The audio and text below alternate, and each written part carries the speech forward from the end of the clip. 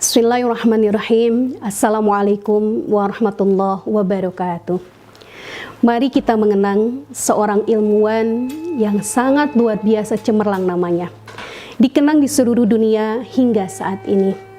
Sebelum orang Eropa mengetahui tentang ilmu sosiologi, sebelum bapak sosiologi yang bernama Auguste Comte baru menyusun abad ke-19 tentang ilmu sosiologi, ternyata dunia Islam sudah mengenal di abad ke-17 yang bernama Ibnu Khaldun.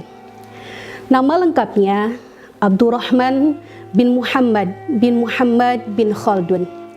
Lahir di Tunisia sekarang, tanggal 1 Ramadan tahun 732 Hijriah, bertepatan dengan 27 Mei 1332. Keluarganya dari Hadramaut. Ayahnya seorang sarjana tata bahasa, ilmu agama, puisi. Beliau memberikan pelajaran khusus kepada putranya di rumahnya sendiri dan diyakinkan bahwa Ibnu Khaldun harus menghafal seluruh Al-Quran. Subhanallah, usia 7 tahun Ibnu Khaldun saat itu sudah menghafal seluruh isi Al-Quran. Lalu beliau mempelajari ilmu-ilmu yang lainnya dan sangat menonjol di dalam bidang studi-studinya.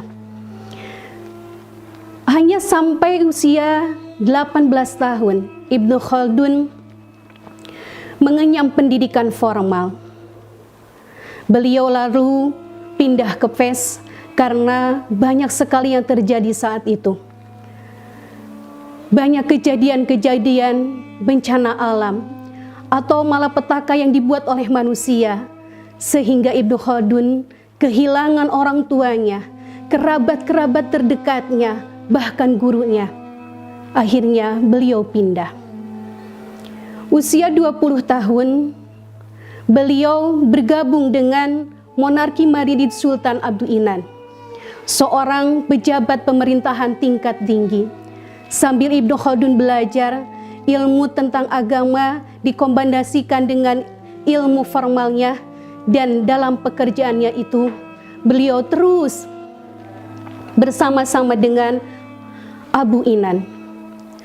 Sultan Abdul Inan sangat senang dengan perolehan kemampuan Ibnu Khaldun, tapi teman-temannya ternyata merasa iri, dan akhirnya Ibnu Khaldun dianggap tidak setia.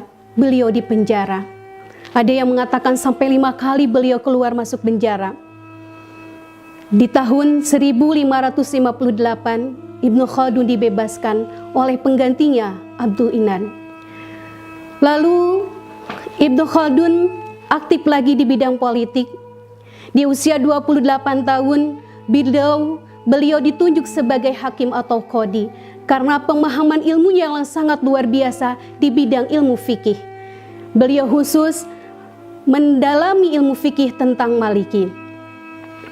Masya Allah, pekerjaannya baru itu, pekerjaan sebagai hakim atau qadhi, membuat dia terkungkung dan merasa bosan. Akhirnya Ibnu Khaldun pindah ke Granada tahun 1362. Disambut dengan hangat oleh para penguasa, termasuk Lisanuddin bin Khatib. Lisanuddin bin Khatib sebagai cendekiawan sama-sama dengan Ibnu Khaldun. Mereka membuat misi perdamaian kepada Raja Kastilia Pedro untuk perdamaian. Setelah melaksanakan misi itu dan berhasil, kian meningkat reputasi Ibnu Khaldun di bidang politik. Bahkan beliau bisa belajar bagaimana sesungguhnya masyarakat Afrika Utara untuk bisa berinteraksi dengan warga yang lainnya. Setelah Ibnu Khaldun memimpin misi kepada Raja Kastilia Pedro, beliau banyak yang iri. Tidak ada jalan lain. Ibnu Khaldun pindah ke Afrika Utara. Saat itu Afrika Utara sedang bergejolak. Intrik politik, kudeta, plot yang dirasakan Ibnu Khaldun akhirnya mempersulit keadaan dirinya.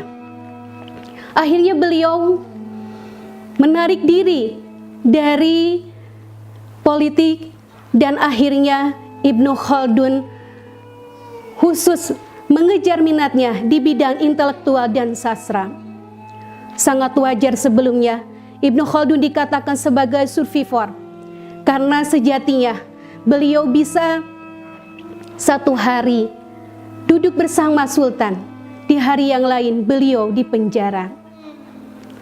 Setelah Ibnu Khaldun mengejar bidangnya di intelektual dan sastra, beliau menetap selama 40 tahun dan usia 45 beliau beserta keluarganya bertinggal di parlemen distrik Bani Arif menulis kitab Al-Ibar.